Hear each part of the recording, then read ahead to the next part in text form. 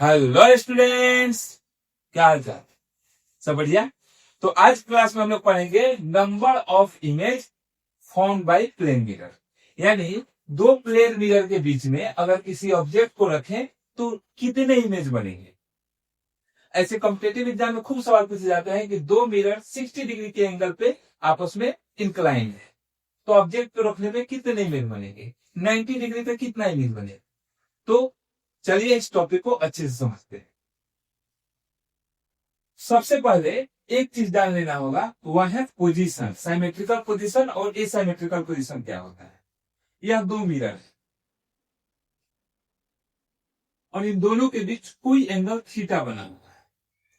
अब अगर हम इस एंगल का बाइसेक्टर खींचे, ऐसा लाइन जो इस एंगल को बीच बराबर बराबर दो टुकड़ा में काटता हो, इस लाइन को कहा जाता है एंगल बाइसेक्टर। अब यदि कोई भी ऑब्जेक्ट इस लाइन पे रखा हुआ, यहां रखा हुआ हो, यहां रखा हुआ हो, यहां रखा हुआ हो, कहीं पे भी इस लाइन पे रखा गया हो, तो इस पोजीशन को कहा जाता है साइमेट्रिकल पोजीशन।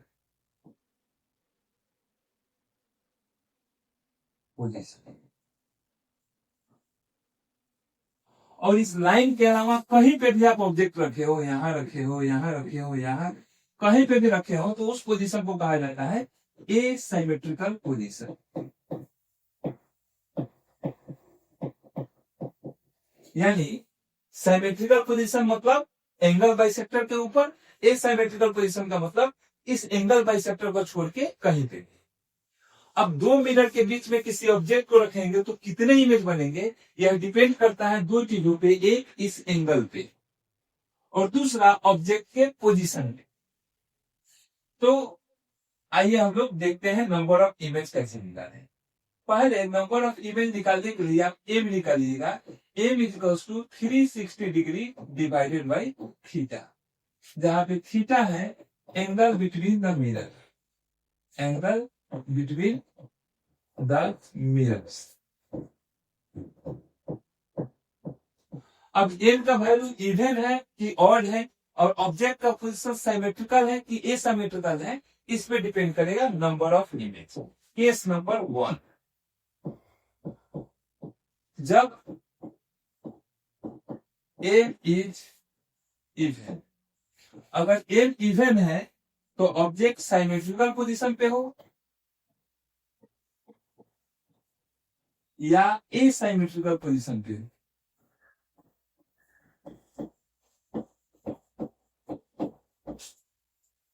पोजीशन पे हो, number of image is equals to m - 1। अगर m का वैल्यू इवन है तो साइमेट्रिकल पोजीशन पे रखिए, चाहे एसाइमेट्रिकल पोजीशन पे रखिए, नंबर ऑफ इमेज m - 1। एक एग्जांपल से समझ रहे, दो मिरर, इनके बीच 60 डिग्री का एंगल, यह 60 डिग्री का है, और कहता है कि ऑब्जेक्ट को हम इसके बीच में कहीं पे भी रखे हैं, बताइए नंबर ऑफ इमेज क्या होगा। तो हम लोग सबसे पहले निकालेंगे m। m equals to 360 divided by theta. 360 divide by theta का वैल्यू है 60, काटेंगे 6 बार में कटेगा 6। तो number of image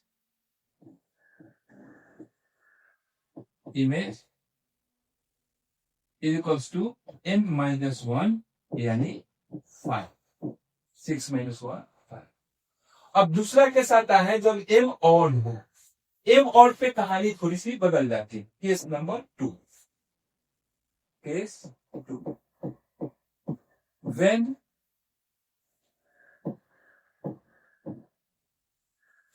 m is odd। जब m का वैल्यू ऑड आए तब 1 for symmetrical position,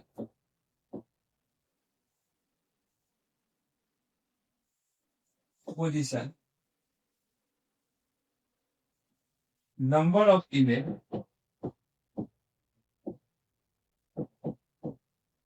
images is equals to m - 1, same जैसा कि इवन में था।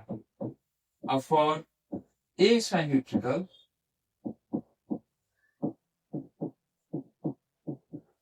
position, number of image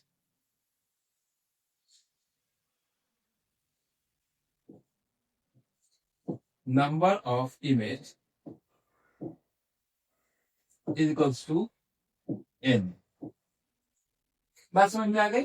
अगर एसिमेट्रिकल पोजीशन पे होगा तो एक इमेज ज्यादा बनेगा। एक एग्जांपल से देख लें। हम लोग दो मिरर लेते हैं, इसके बीच एंगल ले लेते हैं 120 डिग्री। भले यह 120 जैसा नहीं दिख रहा है, पर मानने में क्या रहता है। हमसे कहता है कि find number of image for symmetrical and asymmetrical position. तो हम लोग एम निकालते हैं 360 डिग्री डिवाइडेड बाई थीटा, जो कि हो जाएगा 360 डिवाइड बाई 120, जो कि आएगा 3। एम आ गया ऑड नंबर।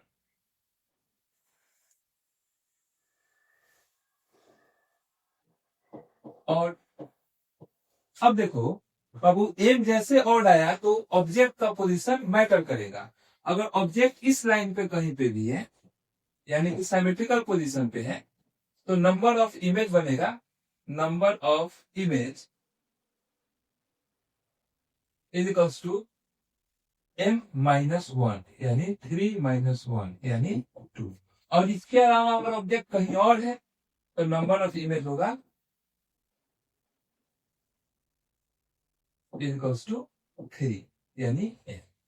एक और सिचुएशन है, जरूरी तो नहीं है कि 360 बाई थीटा हमेशा एक होल नंबर है, फ्रैक्शन में भी आ सकता है। तो जब फ्रैक्शन में आएगा उसके लिए case number 3, case 3, if m is a fraction। अब इसका कोई फॉर्मूला नहीं बताएंगे, बस एक करके दिखाते हैं, वैसे ही तुम बनाना। मान लेते हैं दो मिरर हैं, इनके बीच है 50 डिग्री का एंगल। अब हमसे कहता है नंबर ऑफ इमेज बताइए सिमेट्रिकल पोजीशन पे और एसिमेट्रिकल पोजीशन पे। तो m अगर हम लोग निकालने चले, m is equals to 360 divide by theta, जो कि हो जाएगा 360 डिवाइड बाई 50 डिग्री। काटेंगे तो 5 से 35, 5 गुना 10, 7.2। अब नंबर ऑफ इमेज कैसे बताएं? तो यहाँ पे ना इवन देखना है ना ऑड देखना है।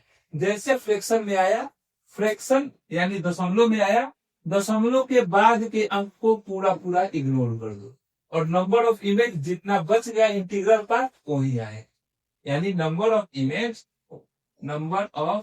वह सिमेट्रिकल पोजीशन हो चाहे एसिमेट्रिकल पोजीशन, वो हो जाएगा इंटीग्रल वैल्यू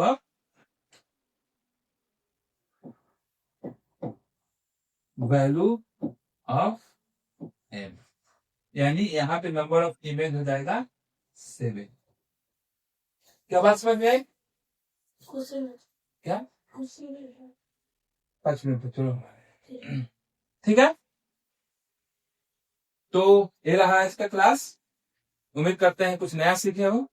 तो ठीक है, कल रिपब्लिक डे है, तो रिपब्लिक डे के लिए हम बस इतना ही कहेंगे कि देखो बाबू, चाहे कभी नहाओ या मत नहाओ, रिपब्लिक डे के दिन जरूर नहाना चाहिए। नहाना से मन मिजाज खुश रहता है, तो जरूर नहाइए, नहा धोआ के आइए। Happy Republic day. Thank you.